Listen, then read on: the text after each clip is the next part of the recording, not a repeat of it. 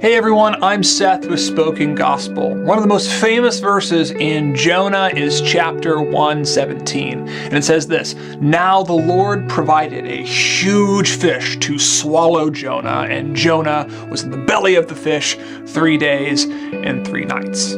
But what you might not know about the fish that swallowed Jonah is that it was a living picture of Israel's coming exile. Let me explain. Israel was supposed to invite all nations to experience the abounding love and coming kingdom of God. And in doing so, Israel would bless the world. But as Israel's kingdom dragged on, it abandoned this calling, and it became more interested in preserving their national interest than bringing blessing to the world. And just like his country, the prophet Jonah refused to proclaim God's message of mercy to the Ninevites. And so, for Jonah's disobedience, God sent this fish to swallow up his prophet. And in doing so, God also gives Israel a living picture of the consequences for failing to invite the world into an experience of his mercy. Israel, too, like Jonah, will be swallowed in exile.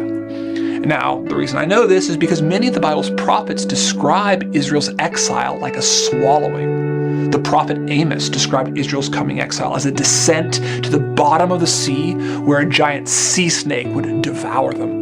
The prophet Jeremiah describes Israel's exile as being swallowed by a monster of the deep. And historically, when the Assyrian king finally exiles Israel, he takes a giant hook, rams it through the king of Israel's nose, and drags him off the throne like a fish. Jonah is a fascinating book, and it's about a lot more than just a big fish. Everything that happens to Jonah is a prophecy.